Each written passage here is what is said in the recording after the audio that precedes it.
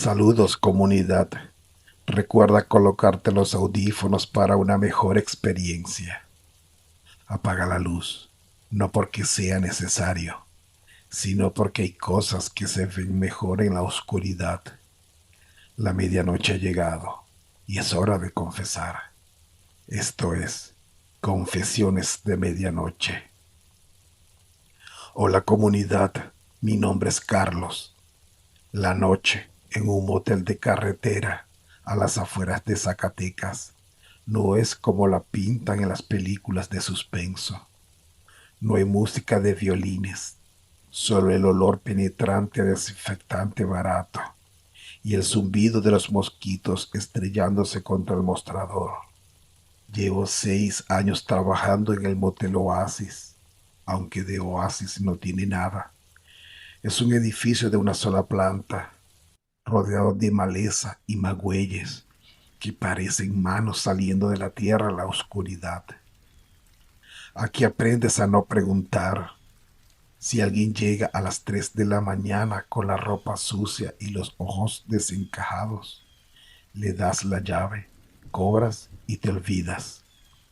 Pero hay noches que no se pueden olvidar, noches en las que el aire se pone más pesado, como si el tiempo se doblara sobre sí mismo. Soy recepcionista y lo que les voy a contar es, con diferencia, lo más macabro que ha pasado por estas puertas. Todo empezó con la llegada de un hombre que parecía haber caminado desde el siglo pasado. Eran pasaditas las 2 de la mañana cuando lo vi aparecer por el camino de tierra. No traía carro, venía a pie, arrastrando los pies entre el polvo. Era un anciano, pero de esos que parecen hechos de corteza de árbol. Su piel estaba surcada de arrugas tan profundas que parecían grietas. Vestía una camisa de manta amarillenta y un sombrero de palma que le sombreaba la cara.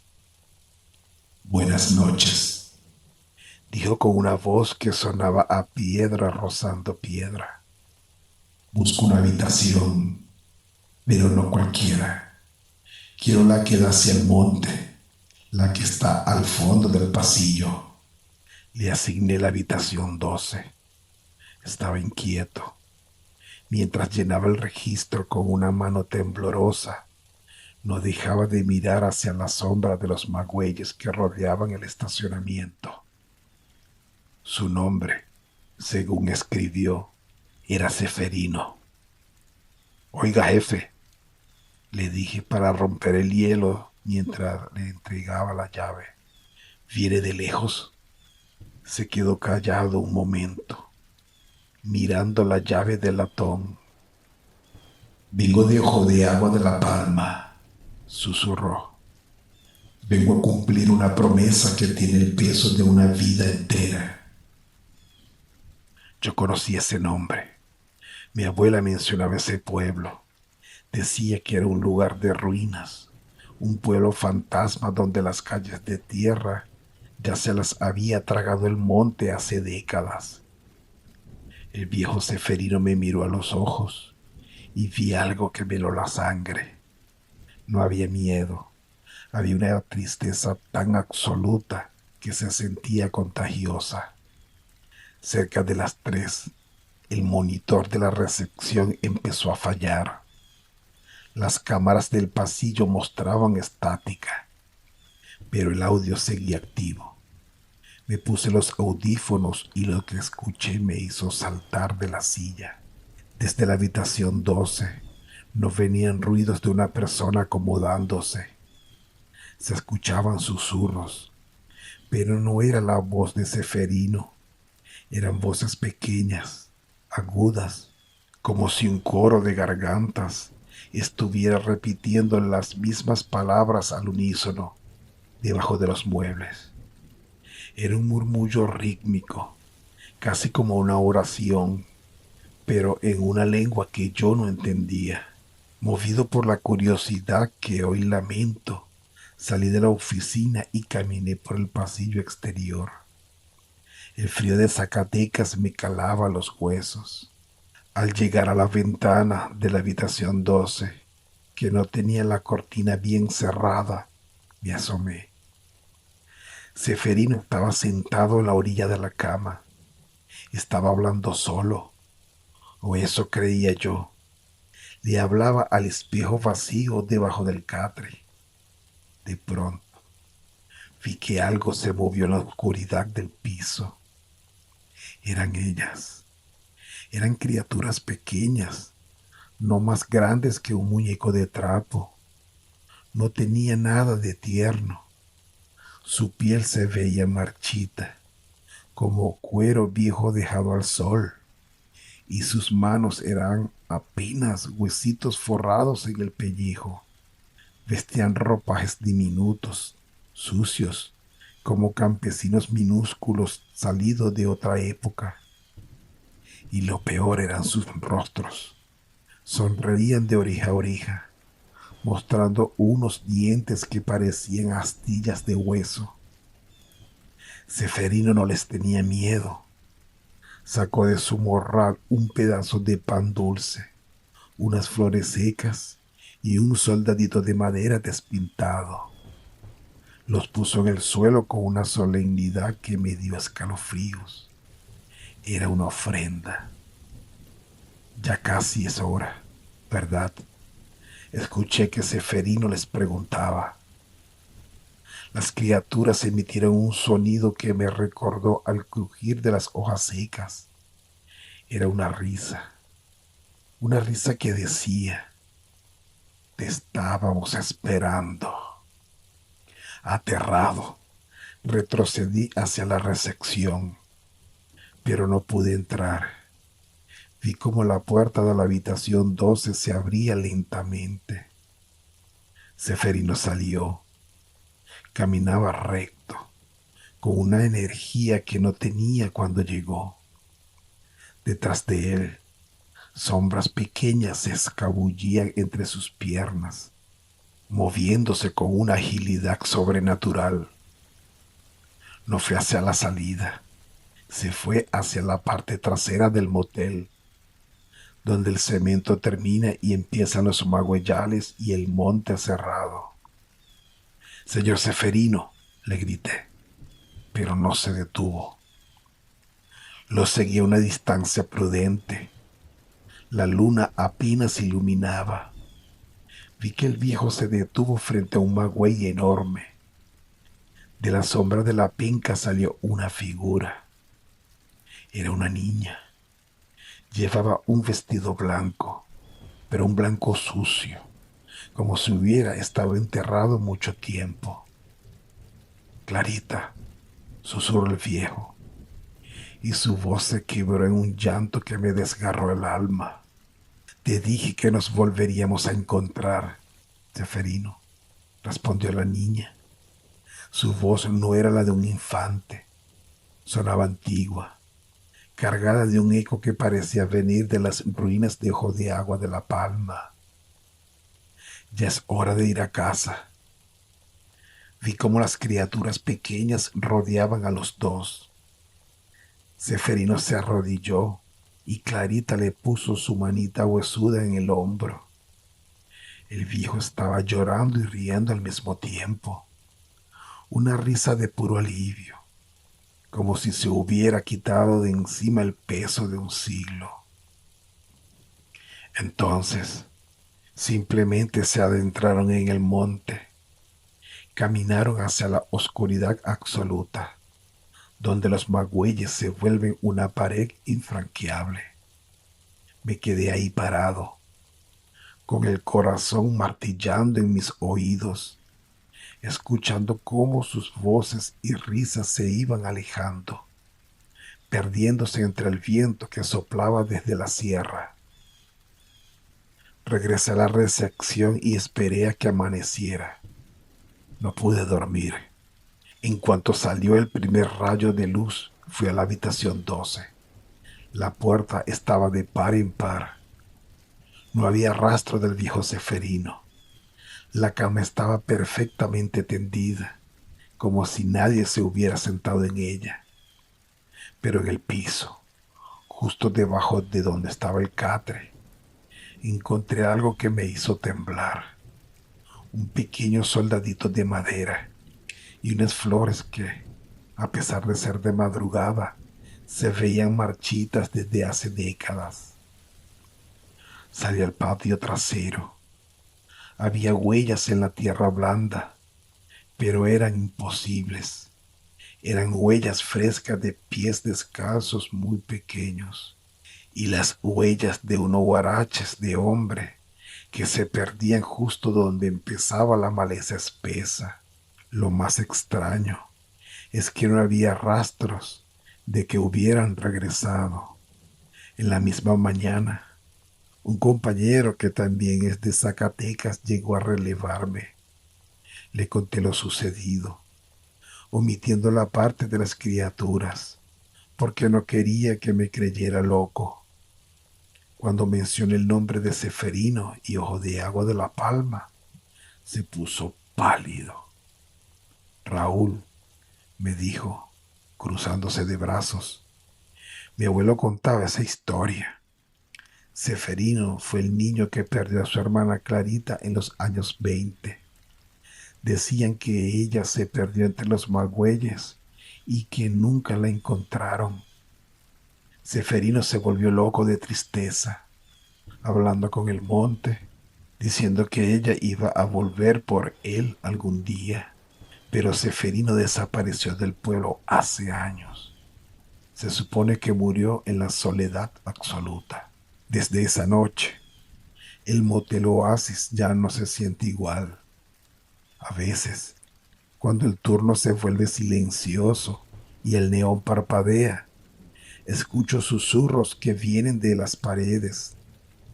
Sé que no son los huéspedes, sé que son ellos, las criaturas de piel marchita que cuidan los secretos de los pueblos que ya no existen.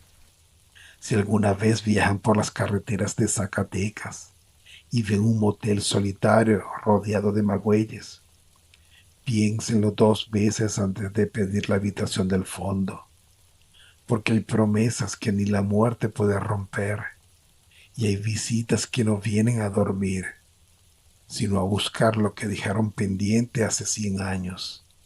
Yo sigo aquí, entregando llaves y registrando nombres, pero ahora siempre dejo un pedazo de pan en el mostrador antes de que den las 3 de la mañana, por si acaso, porque aquí en México el pasado no se queda enterrado. A veces simplemente se registra en la habitación de al lado.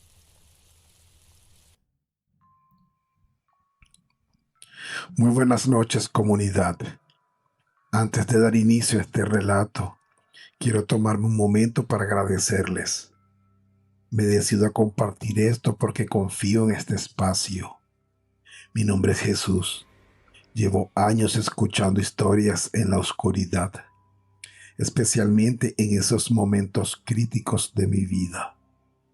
Durante la universidad, cuando el estrés me consumía y las noches en Guadalajara se sentían infinitas y solitarias. Esos relatos fueron mi única compañía. Hoy me toca a mí pasar del otro lado del monitor y contarles lo que vivimos mi familia y yo hace tiempo aquí, en el estado de Jalisco. Esta es una historia que no he podido borrar de mi mente, y aunque hoy trato de llevar una vida normal, hay noches en las que el zumbido de los letreros de neón me eriza la piel. Todo comenzó cuando mi papá, en un arrebato de nostalgia, decidió que era hora de que conociéramos el lugar donde él se había curtido antes de mudarse a la ciudad. No era un rancho cualquiera, era un antiguo motel de carretera que su familia había administrado décadas atrás. Él decía que quería que viéramos el esfuerzo de mis abuelos, que entendiéramos de dónde venía nuestro apellido. La propiedad ya no era nuestra. Había pasado por varios dueños y tras años de abandono, un empresario de la región lo había restaurado para usarlo como una especie de parador privado. Mi papá, Movido por esa emoción casi infantil, logró contactar al dueño. Cuando le explicó que solo quería pasar un fin de semana con su esposa y sus hijos para recordar sus raíces, el señor, conmovido, nos dio permiso de quedarnos gratis. Al fin y al cabo, el motel estaba vacío esa temporada. En aquel entonces yo tenía unos 10 años. Recuerdo perfectamente el viaje desde Guadalajara. Íbamos en la camioneta, mi papá, mi mamá, mi hermanita de apenas 3 años y yo. Mi hermana era una bala. No se quedaba quieta ni un segundo, siempre corriendo y balbuceando cosas. El camino fue pesado. Yo siempre he sido de los que se marean y terminan vomitando en la cunita. Pero esa vez me aguanté. Ver a mi papá tan feliz, contándonos historias de los traileros que llegaban a descansar, de las cosechas de agave que rodeaban el lugar y de cómo él ayudaba a limpiar las habitaciones, me hacía sentir que íbamos a una aventura. A medida que nos alejábamos de la zona metropolitana, el paisaje se volvía más crudo.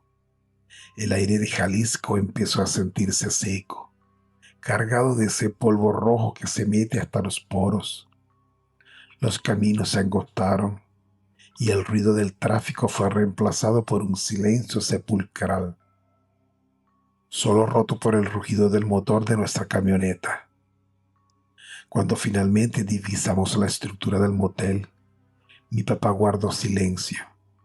Se detuvo en la entrada de grava y se quedó mirando el letrero descolorido que aún conservaba la forma de una flecha. La casa principal y las habitaciones habían sido pintadas de nuevo, pero la esencia era la misma. Tenía ese porche largo y las ventanas grandes que daban hacia el patio central, donde un enorme y viejo árbol de mezquite dominaba el terreno. Ya no es igual, pero es ella, susurró mi papá con una expresión que no pude descifrar. Nos bajamos y empezamos el recorrido. Nos enseñó la oficina de recepción, donde él jugaba de niño mientras mi abuelo registraba a los viajeros.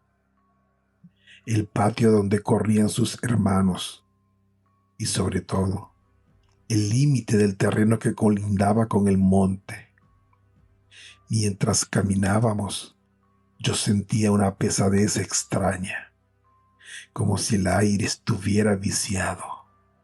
Era como si cada rincón guardara recuerdos invisibles que se negaban a morir, como si las paredes de las habitaciones todavía estuvieran impregnadas de los suspiros de miles de desconocidos que pasaron por ahí. Fue durante la comida cuando las cosas empezaron a ponerse raras. Estábamos sentados en unas bancas de madera cerca del árbol principal, disfrutando del aire fresco de la tarde. De repente, noté que mi hermanita dejó de jugar con su muñeca. Se quedó parada, muy derecha, mirando fijamente hacia las ramas más altas del mezquite. Entonces, levantó su manita y empezó a saludar. ¿A quién saludas, gorda?, le pregunté con esa curiosidad inocente de hermano mayor. Ella, sin quitar la vista del árbol, señaló hacia arriba y dijo con una seriedad que no era propia de su edad: a la señora que está jugando a los columpios. Mi papá, que estaba platicando con mi mamá, se quedó helado. Dejó el plato en la banca. Caminó rápido hacia mi hermana. La tomó de la mano casi de un tirón y nos ordenó acercarnos a la casa principal. No dijo ni una palabra, pero su rostro se transformó. La alegría del recuerdo se borró para dejar paso a una palidez ceniza. Trató de disimular durante el resto de la tarde, pero yo lo veía.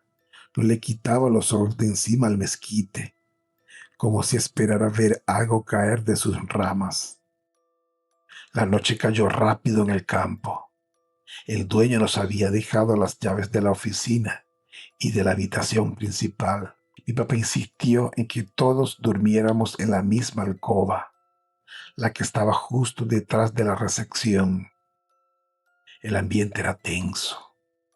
Mi mamá protestaba porque decía que la habitación se sentía húmeda, pero mi papá estaba extrañamente callado, casi paranoico, revisando que todas las cerraduras estuvieran cerradas. A eso de las 11 de la noche, el cansancio me venció, pero el sueño era ligero. Me despertó el sonido de unos pasos pequeños sobre el piso de madera. Abrí los ojos y vi la silueta de mi hermanita caminando lentamente hacia la puerta de la habitación, la cual, por alguna razón, estaba entreabierta. ¿A dónde vas?, le susurré, tratando de no despertar a mis papás. Ella se detuvo, volteó a verme con los ojos muy abiertos y me contestó con una voz que me heló la sangre. La señora me está llamando desde el árbol. Dice que ya es mi turno de colgarme. No tuve tiempo de reaccionar. Antes de que pudiera levantarme, mi papá saltó de la cama como si le hubiera picado un rayo. La cargó en brazos con una desesperación que nunca le había visto y empezó a gritar: ¡Vámonos! ¡Recojan todos! ¡Nos vamos ahora mismo! Mi mamá despertó asustada, tratando de entender qué pasaba. Es medianoche. El camino es peligroso, gritaba ella mientras mi papá ya estaba arrojando las maletas a la camioneta. No me importa. No nos quedamos aquí ni un minuto más, rugió él con una autoridad que no dejaba lugar a réplicas. El viaje de regreso a Guadalajara fue el más largo de mi vida. Nadie hablaba. Mi hermanita se quedó dormida casi de inmediato en una silla, ajena al terror que emanaba de mi padre.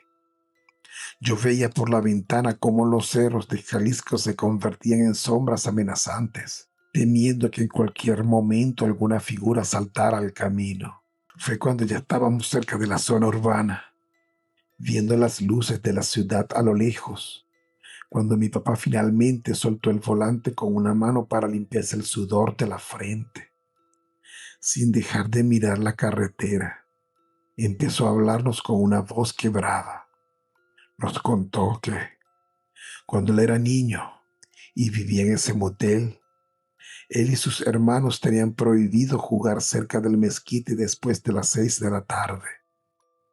Dijo que todos ellos, en algún momento, habían visto a una mujer balanceándose en las ramas. A veces era solo una sombra larga.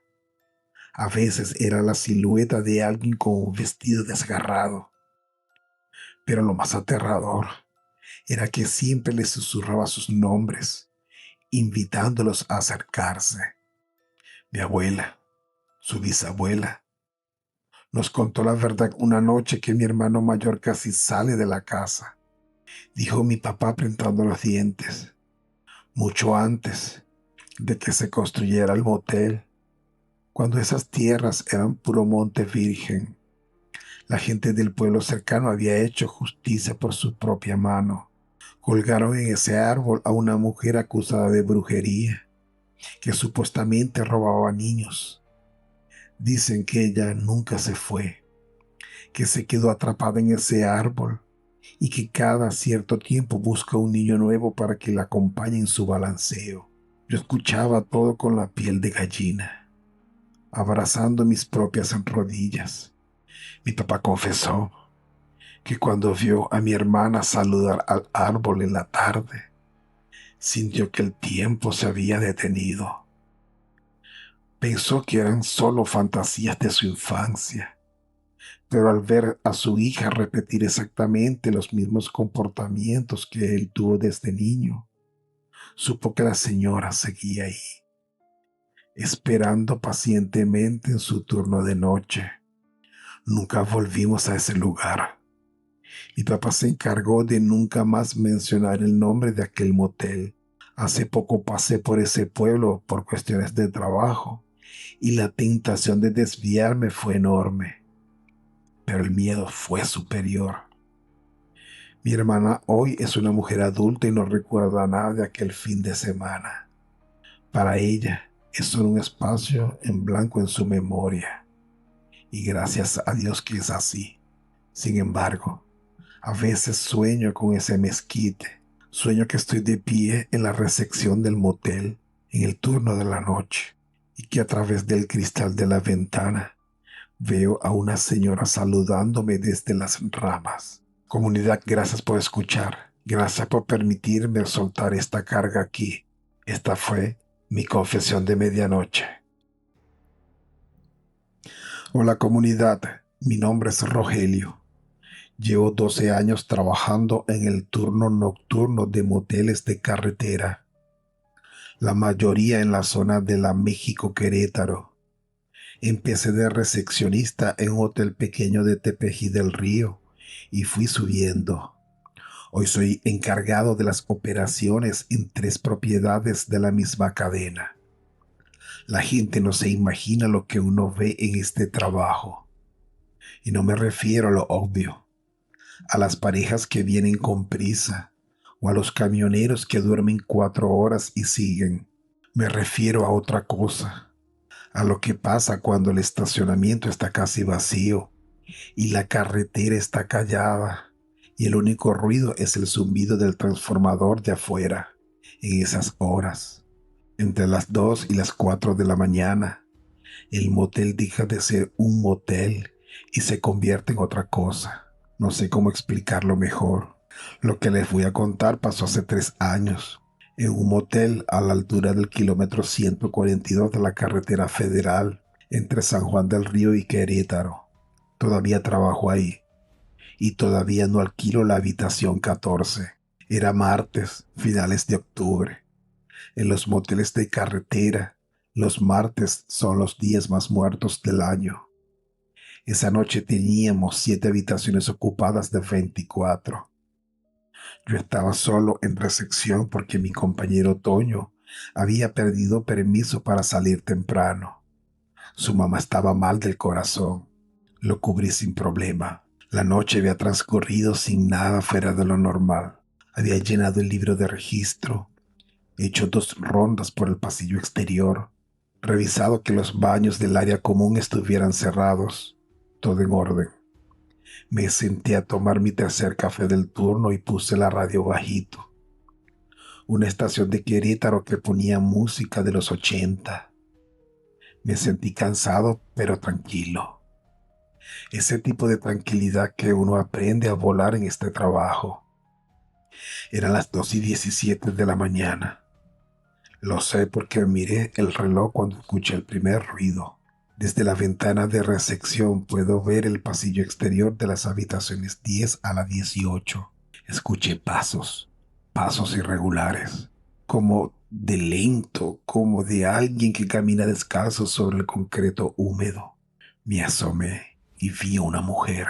Tendría unos 40 años, pelo largo y oscuro, vestida con una bata color crema. Caminaba despacio frente a las puertas, pasando los dedos por los números metálicos de cada habitación. 10, 11, 12, 13. Me pareció raro, pero no alarmante. Abrí la puerta de recepción y le dije: ¿Está usted bien, señora? ¿Necesita algo? Se detuvo, pero no volteó. Se quedó parada frente a la puerta de la habitación 14, con la mano extendida hacia el número. Y entonces se me hizo algo raro. La habitación 14 llevaba 6 meses fuera de servicio por un problema eléctrico. La puerta siempre estaba cerrada con llave y con un letrero de mantenimiento en el picaporte. Pero la mujer tocaba esa puerta como si esperara que alguien abriera desde adentro. Señora, me acerqué. Ese cuarto está clausurado. No puede estar ahí. Nada. Siguió tocando el número 14 con la yema del dedo índice. Toc, toc, toc. Un golpecito suave, constante, como si marcara un ritmo. Me puse a 3 metros de ella. En ese momento noté dos cosas que me revolvieron el estómago. La primera, sus pies estaban completamente sucios, con tierra oscura entre los dedos, como si hubiera caminado descalza sobre tierra mojada, aunque el estacionamiento era de concreto limpio. Segunda, no había ningún vehículo nuevo en el estacionamiento. Señora, voy a necesitar que me diga cuál es su habitación. Me acerqué otro paso y en ese momento ella volteó. No les voy a decir que vi algo monstruoso. Fue peor, de cierta manera. Era una cara de mujer cansada, con ojeras profundas, los labios resecos, pero sus ojos no me miraban a mí.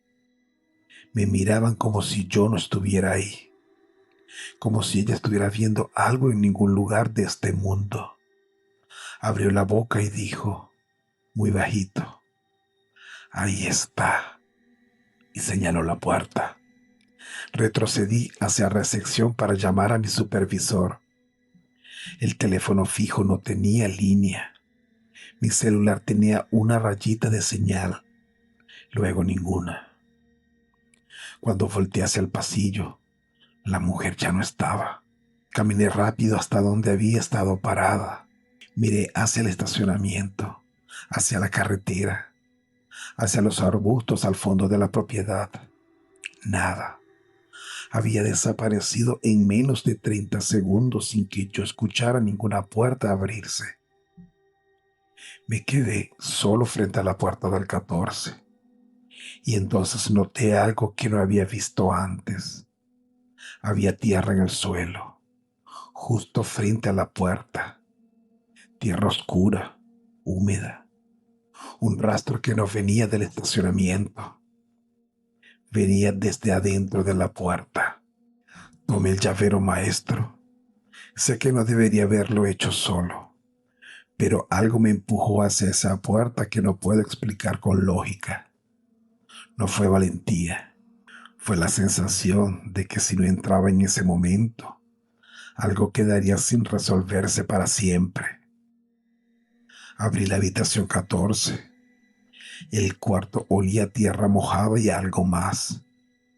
Algo que reconocí sin querer reconocerlo. El olor dulzón que uno aprende en este trabajo cuando un huésped se queda demasiado tiempo sin que nadie lo note. La habitación estaba como la había dejado mantenimiento. Cama sin tendido, escritorio contra la pared. Pero el baño estaba diferente. La regadera tenía el tapete de hule levantado. Y debajo del tapete, el piso de cerámica había sido removido en una sección de unos 40 por 40 centímetros. Debajo había tierra, tierra suelta, removida, oscura. No toqué nada. Salí, cerré la puerta y fui directo a la carretera a buscar señal. Llamé al 911 desde el acotamiento, con los tráileres pasando a 100 por hora a 1 metro de mí. La policía llegó en 40 minutos, los peritos en casi 2 horas. Debajo de la cerámica encontraron los restos de una mujer. Según el dictamen forense, llevaba entre 18 y 24 meses ahí. La habitación había estado en uso normal hasta que el problema eléctrico la sacó de rotación, 8 meses antes de esa noche. Semanas después, cuando el caso ya estaba en los periódicos, una mujer se presentó en el motel. Era hija de la víctima. Tenía una fotografía en la mano y me preguntó si yo la había visto. Era la misma mujer que había visto en el pasillo. La señora había desaparecido 21 meses antes de esa noche, después de decirle a su familia que iba a buscar trabajo en Querétaro. Su hija me dijo, con los ojos secos de tanto llorar, que al menos ahora podía darle sepultura, que al menos ahora sabía dónde estaba su mamá. No volví a ver a esa mujer. Pero les juro que desde ese entonces, cuando hago las rondas nocturnas y paso frente a esa puerta, hay algo diferente en el aire ahí. El 14 se siente distinto a las demás habitaciones. Mis jefes repararon la instalación eléctrica al año siguiente. Técnicamente el cuarto podría alquilarse, pero yo nunca lo hago. Siempre encuentro una razón, un desperfecto en la plomería, una gotera menor, lo que sea. Algunos compañeros me preguntaron por qué. Yo les digo que es superstición, pero la verdad que es más sencilla y más complicada al mismo tiempo. Creo que esa señora encontró lo que buscaba, y mientras yo siga aquí, ese cuarto va a quedar como ella lo dejó, como un lugar que ya tiene dueño. Si llegaron hasta aquí, gracias por escucharme. Si quieren que siga compartiendo historias de este trabajo y de lo que pasa en las carreteras de noche cuando nadie está mirando, denle al me gusta. Eso me dice que no estoy contando esto en vano. Buenas noches o buenas madrugadas, que es cuando más nos escuchamos. La medianoche está por terminar, pero el peso de lo que acabas de escuchar te acompañará hasta el amanecer. Ahora dime, ¿cuál es esa historia que no te atreves a contar a la luz del día? Usa el comentario como tu propio confesionario. Aquí nadie te juzgará. Aquí todos escuchamos. No te lleves ese secreto a la tumba. Déjalo aquí, con nosotros. Es Confesiones de Medianoche. Y recuerda, la oscuridad es el mejor lugar para decir la verdad.